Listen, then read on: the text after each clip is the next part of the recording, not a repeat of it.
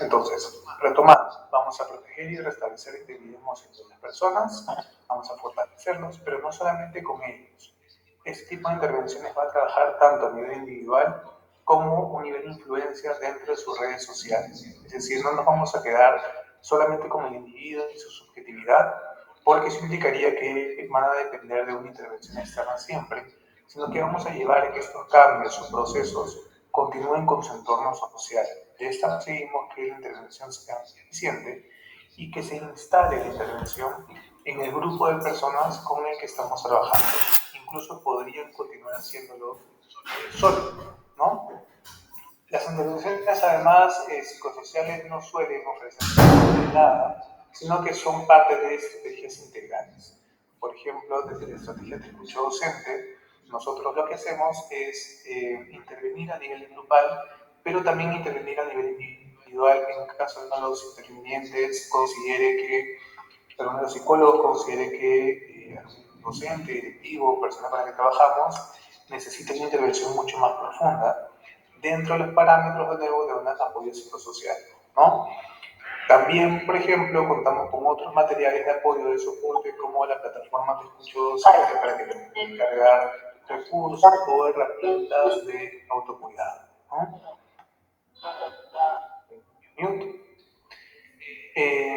Entonces, generalmente no se suelen dar solas. Si nosotros nos vamos más allá de la SEC y retrocedemos a la emergencia sanitaria, ese tipo de intervenciones grupales podrían darse, por ejemplo, como fuente de apoyo de soporte en un lugar como una villa, donde la gente puede estar en riesgo, ¿no? Y alrededor de él podrían haber otros servicios como el servicio médico.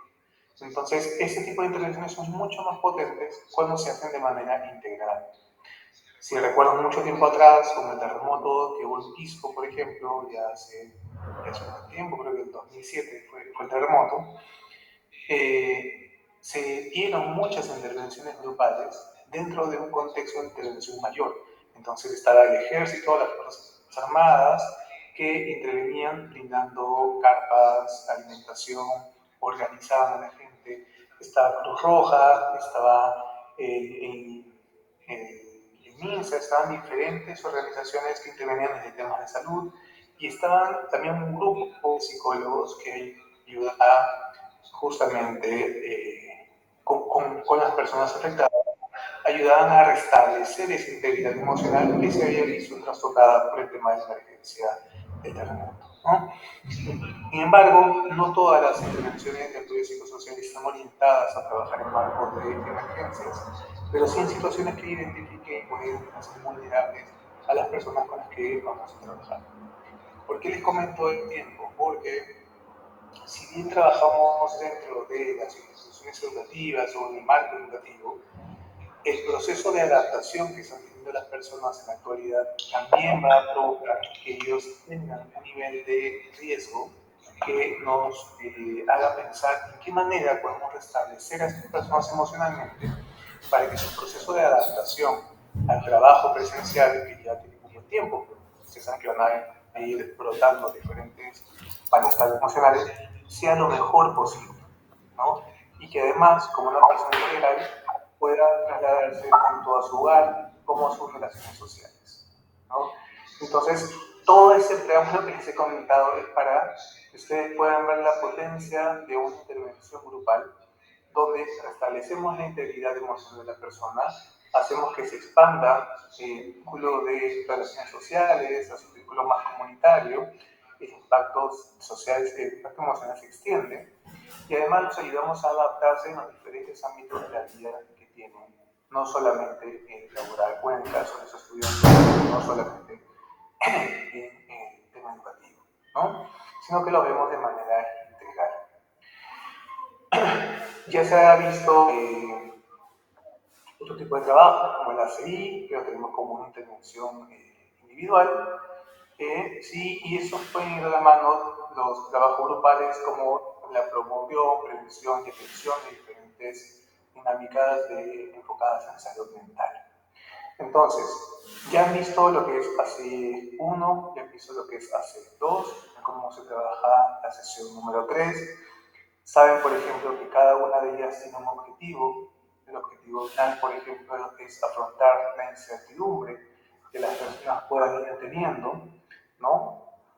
Y son espacios que se construyen de manera colaborativa, con escucha activa, de manera voluntaria, siendo guiados por una persona que es un especialista para poder guiar esto, ¿no? Vivenciales, además, ya sea virtual o presencial, tiene que llevarse a una dinámica aplicada, ¿no? Que pueda verse reflejada en cambios casi pragmáticos, casi conductuales, ¿no? Porque no nos sirve mucho que una persona esté conectada, por ejemplo, si es que esto es virtual, y tenga todo el tiempo la cámara apagada, ¿no? Entonces, claro, ustedes pasan una asistencia, tienen la cámara apagada, en la intervención grupal, y probablemente esa persona dijo presente o dijo yo opino lo mismo, y no conocemos cuál es el impacto de la intervención.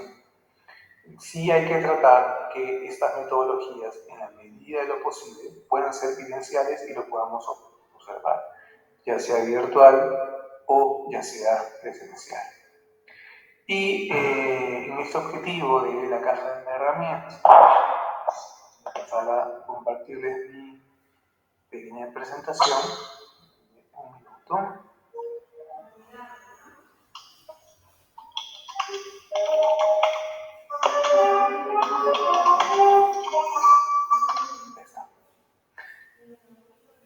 Si me demoro un minuto, discúlpame, pero esto de hacer ingresar a las personas, sí, por mi amigo, todavía un poco multitask. A ver. José, prefiere que yo la presente y tú vas haciendo. Sí, ahora vamos a ver cómo me da. Yo te voy a dar la palabra. Ya. Y sí lo harán en mi pantalla, ¿verdad? Sí, perfecto. Gracias. Pues, mochila de herramientas. ¿Por qué le llamamos una mochila de herramientas? Porque es, digamos, una caja de herramientas, pero sonaba muy mecánico. Entonces nos imaginamos como una mochila de herramientas en la que nosotros vamos a ir colocando todas las cosas que nos puedan resultar significativas o importantes para poder intervenir, ¿no? Una mochila empieza vacía y la vamos a ir llenando con todo lo que consideramos útil. En ese sentido, la mochila de herramientas es esta que le vamos a presentar, una propuesta inicial para armar el debate y poder ver qué tanto la consideran útil o la pueden complementar con otras cosas que ustedes ya vienen haciendo muy bien durante un buen tiempo, ¿no? Entonces, vamos a presentarles esta primera herramienta de la mochila. Esta es una pequeña presentación, que es la carátula de la mochila, es un pequeño resumen sobre lo que van a encontrar dentro. Esto lo van a poder encontrar en la plataforma que ustedes tienen para el módulo de AC. También la pueden descargar y compartir de la página Te Escucho Docente. Y en ella tienen diferentes herramientas. Están divididas en 4. No vamos a presentar todas acá porque vamos a presentar algunas y vamos a presentar un modelo que se llama PERMA, que Mónica ya se los adelantará, pero es súper importante y muy aterrizado para poder trabajar de manera integral con las personas. Entonces, en la mochila vamos a encontrar 4 herramientas. La primera, gestiono mis emociones. Esta herramienta está relacionada con la capacidad que tenemos para manejar nuestras emociones en general. Alegrías, estrés, tristezas y momentos de frustración también, ¿no? A veces estamos irritables, molestos. A veces cuando nos desbordamos también sentimos que es imposible que podamos sobrellevar diferentes hechos que lo provocaron, ¿no? Ese es uno de los objetivos. Entonces, esta primera parte tiene la meta de identificar las emociones, reconocerlas como propias y respetarlas sin tener que reprimirlas para luego actuar de manera asertiva. Si esa ruta no la solemos hacer muy bien, pues nos vamos a quedar estancados en una sensación de incongruencia, ¿no? Lo que pensamos, sentimos y queremos hacer. Entonces, esta forma es alinearlas para tener coherencia y hacer lo que nosotros realmente sentimos internamente, no mandatos ni exigencias externas. La segunda herramienta está relacionada con establecer los propios límites. ¿Y por qué es que lo hemos colocado así? Es porque nos hemos dado cuenta que uno de los mayores malestares que sentimos es cuando no le damos valor a nuestra propia vida y nos sobreinvolucramos con otras actividades, ¿no? Por ejemplo, yo soy psicólogo de una institución educativa y soy el psicólogo más motivado que quiero ayudar a toda la institución educativa que se sienta muy bien. Pero de pronto, en vez de irme a mi hora, me voy media hora más tarde porque ese día siento que podía hacer varias cosas. Y probablemente es muy motivador. Y un día esté bien, 2 días estén bien, 3 días estén bien. Pero mantener más días podría hacer algo desequilibrado. Y en esos momentos, por ejemplo, quitarle tiempo a la familia. O quitarle tiempo al uso del tiempo libre que tenemos y al ocio, ¿no? O de repente no dormir bien, o de repente no dar importancia a la vida social. Entonces, establecer mis límites tiene que ver con darle el valor al tiempo de nosotros mismos, colocar límites saludables para poder fomentar nuestro bienestar. Algo que se ha descubierto, que no ha sido un super experimento, sino que ha sido a partir de la emergencia sanitaria, es que ni los profesores ni las personas que intervenimos somos superhéroes, ¿no? Los docentes y las personas que intervenimos no somos superhéroes. Necesitamos mantener nuestros propios límites, que tiene que ver mucho además con el tema de autocuidado. La tercera herramienta tiene que ver con cómo voy a fortalecer mis relaciones con otras personas. Esta herramienta nos va a ayudar a reflexionar sobre la calidad que tenemos en las relaciones familiares y laborales. Al mismo tiempo, vamos a aprender estrategias y habilidades que pueden ayudarnos a mejorarlas. ¿Y por qué apuntamos a esto? Porque en los últimos años muchas personas han fomentado y han promovido que el bienestar de la persona tiene que ver con uno mismo, ¿verdad? Empecemos con nosotros mismos para sentirnos bien. Y no es que esté mal, ¿no? Sería ilógico pensar que, claro, no hay que validar nuestras emociones, no hay que respetar nuestras emociones, no hay que darnos tiempo, no hay que ser la mejor versión de nosotros mismos. Esto es válido. Sin embargo, se ha descuidado que el complemento que nos mueve en nuestra vida es un componente social. Y los que tenemos familia, que yo me incluyo, tiene que ver también con un componente familiar, ¿no? Que a veces lo relegamos, a veces no le damos importancia, a veces no lo cuidamos. Entonces, desde Te Escucho Docente y la Bienestar, consideramos muy importante que tanto nuestro autocuidado como el cuidado y el fortalecimiento de nuestras relaciones son aspectos integrales de bienestar. Siempre decimos, ¿no? Los seres humanos somos seres vivos, psíquicos, sociales, espirituales, etc.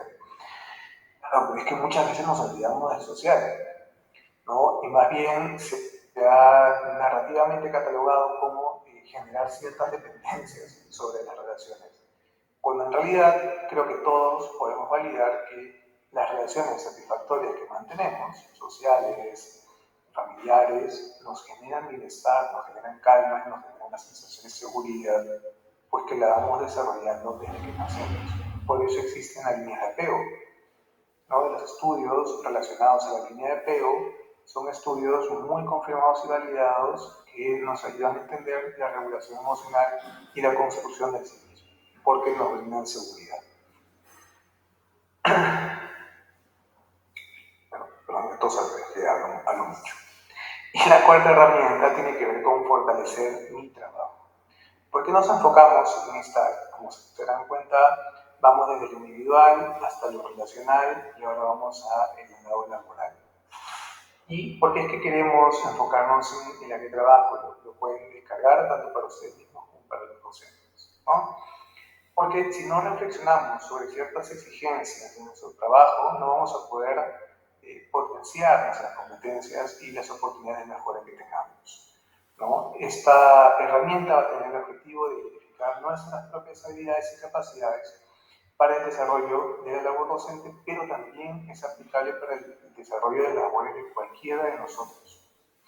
Entonces, estas herramientas las elegimos en función al objetivo de la serie y hemos elegido algunas de ellas que las podemos trabajar con el tiempo que tenemos. Vamos a la siguiente. Sí. Me había olvidado. Gracias por el ratito. Voy a salir un poquito de agua, así que gracias.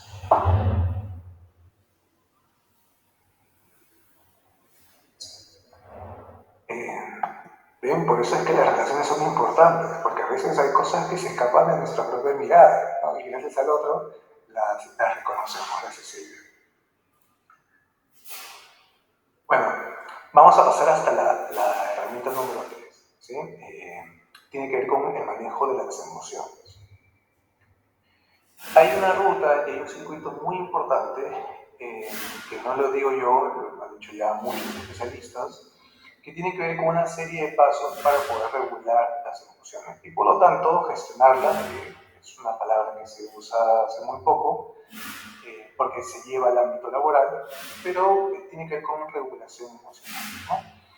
Entonces, lo primero que nosotros proponemos es que para poder regular o gestionar las emociones, tenemos que primero reconocerlas, es decir, conectarnos con nosotros mismos para poder ver qué hay adentro. Si no sabemos identificarlas, no vamos a regular nada más adelante, porque claro, ¿qué vamos a regular?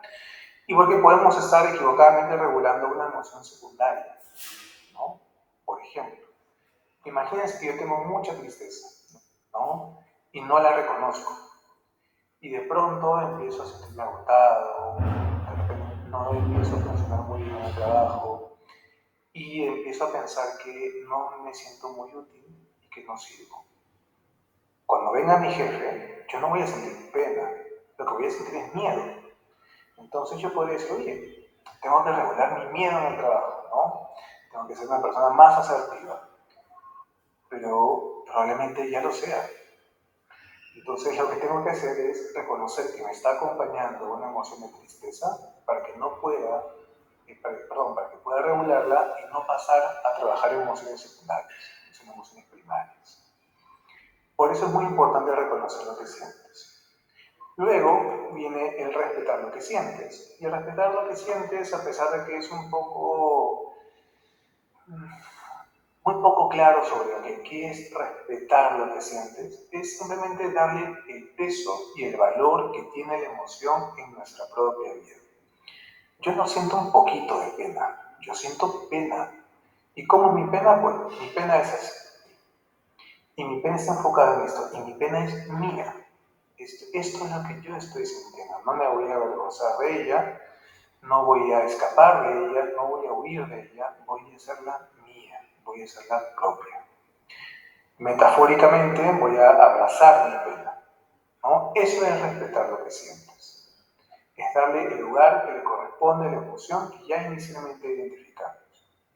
Si se dan cuenta, si yo en el ejemplo anterior estoy enfocado en el temor y no en la tristeza, voy a tratar de respetar la tristeza, perdón, la pena, el miedo.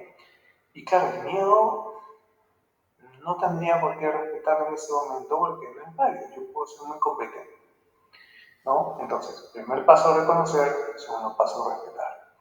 Y el tercer paso es que, claro, a partir de que yo puedo reconocer una necesidad emocional, voy a llevar una acción que regule esa necesidad emocional, ¿no? Si yo siento tristeza porque he perdido a alguien y le doy ese espacio y ese lugar a esa emoción, probablemente lo que yo necesite sea el soporte de mis personas queridas. De repente las necesito buscar para sentirme bien y acompañado. Y que esa pena, que no se va a ir, pues yo probablemente no la siento tan mal. Y eso es muy personal, ¿no? Entonces, preguntar lo que nosotros necesitamos cuando sentimos una emoción es sumamente importante para poder regularlas efectivamente.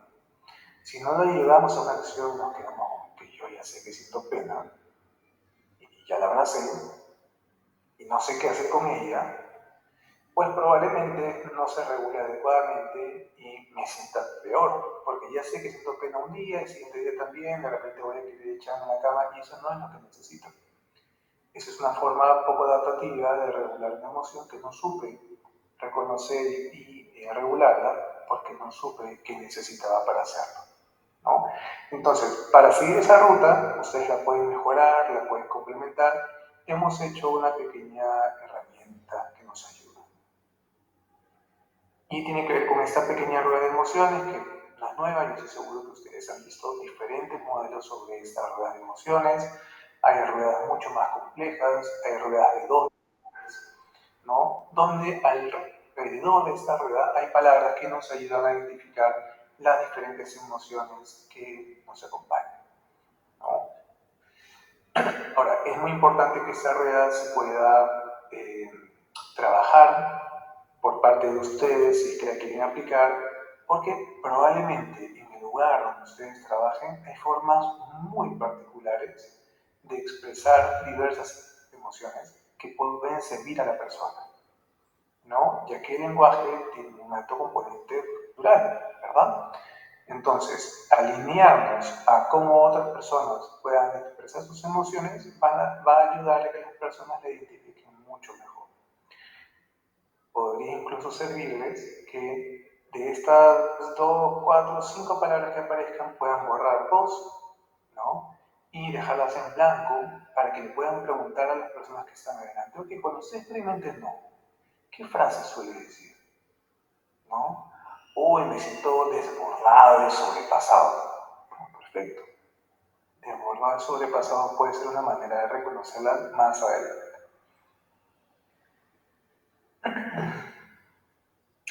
Y esta es otra parte de la herramienta, ¿no? Para que disfrutes de todos los beneficios de identificar las emociones, te recomendamos hacer el siguiente ejercicio todos los días. Ahora, todos los días durante un tiempo corto, porque nadie en este mundo vive todos los días diciendo, vamos a sentarnos a escribir cómo me siento el día de hoy. Estamos presos de a veces muchas actividades, ¿verdad? Entonces no lo tomemos como un ideal, tomémoslo como algo posible, ¿no? Incluso centrarnos tanto en una emoción a veces es muy complicada. De repente alguien puede decir, mira, lo que yo necesito ahora que reconocer la pena es no hablar de esto más, porque todos los días hablar de la pena, pues no me hace bien. Yo tengo otras emociones, ¿no? Y es válido. Entonces podemos hacernos las siguientes preguntas como herramientas. Estas las pueden hacer en dinámicas grupales, ¿no? ¿Qué emoción es la que siento hoy probablemente? ¿Qué emoción está relacionada con algún evento, por ejemplo? No solamente con el día de hoy, ¿no? ¿Qué emoción siento cuando escucho la palabra regreso a clases? Y empiezan a aparecer un montón de cosas. Generalmente la gente responde con pensamiento, ¿no? Yo pienso que los acompañamos a centrarnos en la emoción, ¿no? Lo que yo hago es que los acompañamos a la conducta, a centrarlos en la emoción. De repente como la rueda, ¿no? ¿Qué emoción escucho más en mí? Esa es una pregunta bien potente porque a veces entramos en estados de ansiedad, por ejemplo, y es que tenemos algo que estamos pateando mucho tiempo y no lo estamos resolviendo. Mucha gente busca apoyo psicológico con algún síntoma de ansiedad, cuando en el fondo tiene, por ejemplo, un duelo resuelto, cuando en el fondo tiene mucho temor o ¿no? que no está pudiendo resolver en ese momento, cuando hay sensaciones de incertidumbre, ¿no? Cuando se siente solo o sola y entra en desesperación. Entonces son puertas abiertas para otras cosas. Y es importante bajarlos a qué emoción prioritaria está apareciendo. La tercera pregunta, ¿qué emociones son observadas de mí, las personas cercanas? Es una pregunta circular, es una pregunta muy importante porque nos lleva como pregunta circular a poder pensar en el entorno. Oye, mi mamá siempre me dice que me vea amargado. O mi esposa me dice que paro todo el día con sueño. Entonces, en nuestra ruedita probablemente identifiquemos que estamos con un tema de tristeza por debajo, ¿no? Si no lo pueden, si ustedes eligen hacer esa pregunta, por ejemplo, en un tema grupal, es muy importante que hagan la pregunta circular, porque generalmente en los espacios grupales está el individuo, no está el sistema familiar, ¿no? O el sistema social, está solamente el individuo. Pero si es una pregunta circular, pueden hacer esa pregunta circular muy compleja, ¿no? Por ejemplo, podrían incorporar una silla vacía. Entonces sientan al participante delante de la silla como si esta silla representara a alguien que le va a contar qué emoción observa más en él. Podríamos usar un cojín, podríamos usar un montón de cosas. ¿no? Podrían hacerse un juego de rol. Entonces, estas preguntas nos van a ayudar a identificar tanto desde nosotros mismos como desde los demás qué tipo de emoción estamos sintiendo en ese momento. Y se puede anotar además esta, ¿no? Moni, creo que querías comentar algo. No, José, ya después en el perma, ya ahí lo veo, no te preocupes. Si tienen alguna pregunta también, así como la recomendación del agua, la pueden ir poniendo en el chat. El segundo paso es respetar lo que sientes. Ahora, un pequeño paréntesis para no olvidarme. Todas estas sugerencias que les damos con esta pequeña herramienta de manejo de emociones o de gestión de emociones, como se darán cuenta, la pueden complementar con un montón de herramientas más. Esta es como la esencia.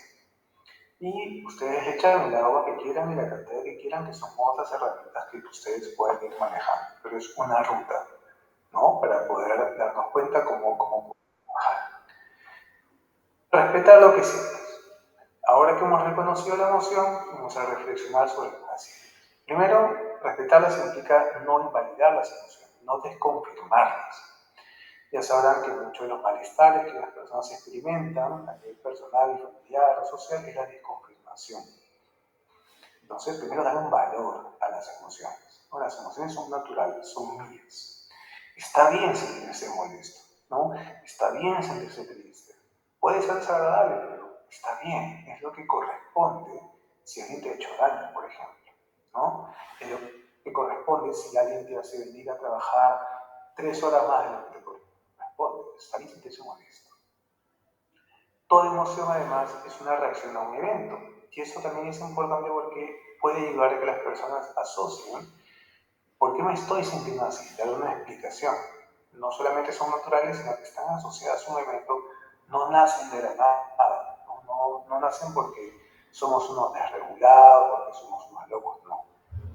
Nacen y están validadas como una reacción.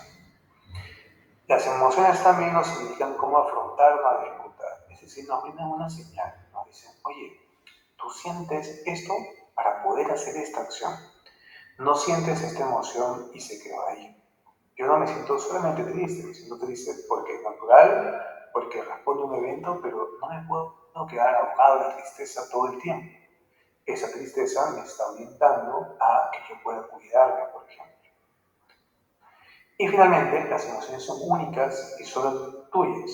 Esto quiere decir que muchas veces nos llenamos de dictámenes o comentarios de otras personas que nos dicen, no, lo que tú estás sintiendo es otra cosa. Incluso como personas que a veces intervenimos, podemos o podríamos tener ese tipo de comentarios. Yo no creo que sientas tal cosa, creo que sientes esta otra. Y más bien podríamos generar algunas preguntas para que las personas lleguen a conectar con esa emoción que es solamente suya, ¿no? Y finalmente, pregúntate qué necesitas. Tenemos la rueda de las emociones, pero en esta ocasión, ya una vez que la hemos identificado, cada emoción nos va a pedir algo en particular. Por ejemplo, la emoción del miedo nos dice que tenemos que protegernos o defendernos de algo. No podemos quedarnos estáticos, ¿no? Si yo tengo miedo a una persona que me agrede, no puedo seguir teniendo una conducta pasiva. Tengo que tener una manera de defenderme sobre esto. Si yo no la tengo, esta emoción durante mucho tiempo nos va a llevar a afectar la autoestima, la imagen de nosotros mismos y va a estar acompañada de otras emociones, como por ejemplo la tristeza. Y va a afectar otras, como la felicidad. De repente nos volvemos personas que nos cuesta sentir alegría, porque claro, nos la van a robar, porque nos están agrediendo, ¿no? O sentir enojo y de repente la rabia que sentimos la dirigimos hacia nosotros mismos, nos odiamos, o la dirigimos hacia otros, ¿no? Entonces es muy importante que una vez que uno ha reconocido y ha respetado la emoción, le ha dado su lugar, pasamos a preguntarnos qué necesitamos y las podemos llevar a acciones. Entonces, mis emociones han sido estas, y ahora que yo sé que necesito protegerme, ¿cómo me podría proteger? ¿Qué acciones podría hacer para protegerme que además puedan ser reales, no ideales? ¿No? Yo necesito, para poder protegerme de mi jefe que es un abusivo, renunciar a mi trabajo ahora mismo. Pero vamos, si renuncias a tu trabajo, la calle está dura, de repente no encuentras otro trabajo, ¿estás segura de esa decisión?